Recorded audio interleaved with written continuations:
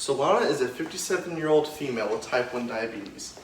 She stays relatively active and is always busy taking care of her two sons who are in high school.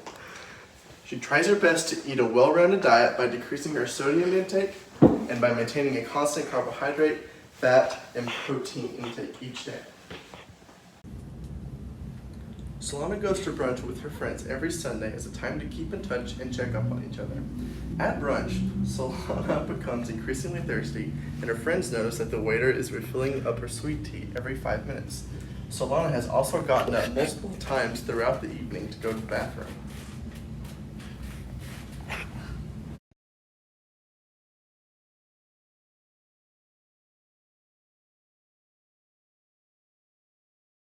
She's been going to the bathroom a lot, and I think that's called polyuria, and I think it might be a sign of diabetes.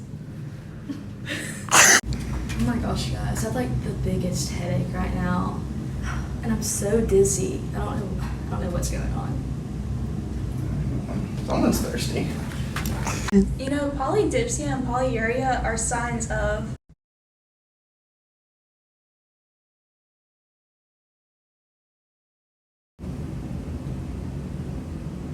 I think you might need to go to the doctor. If you have high blood glucose, then glucose is going to spill over into your urine, and then that'll also cause extra water to be in your blood vessels.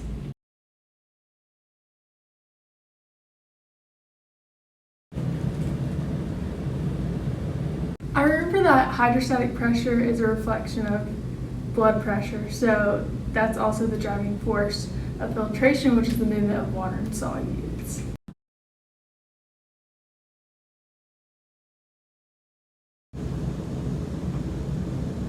I really think you should go to the doctor.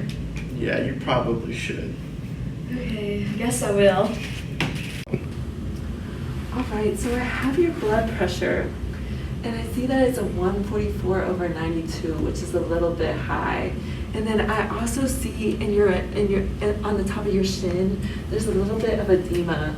And so edema is something that can occur when the blood vessels have an increased capillary permeability and then also an increased hydrostatic pressure, which can cause the plasma proteins, it can also be caused by a decrease in plasma proteins, which helps pull fluid back into the blood vessel. So without that pull, we can see fluid coming outside of the blood vessel.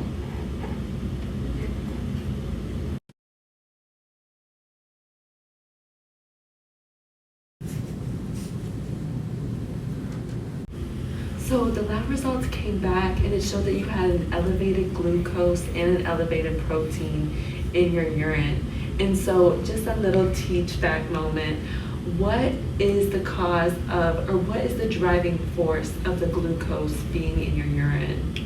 I think that was osmotic pressure. Yes, yeah. And so we talked about the decreased protein in your blood vessels too. So with that decreased protein not pulling anything, what force was decreased with that as well? Oncotic pressure. Yes! So Solana, I know that diabetes and all the effects are so overwhelming, so I just want you to take one step at a time and just focus on taking that prescribed insulin that the doctor ordered for you, and then also focusing on your diet and decreasing that high sugar and then high cholesterol and focusing more on a more high fiber with the whole foods and vegetables and fruits, and then also just cutting down on that cholesterol and then also high sugars. And then also trying to get that exercise in.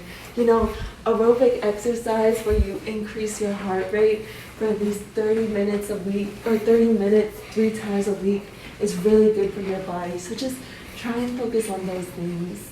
Okay, thank you so much. I feel like I learned a lot.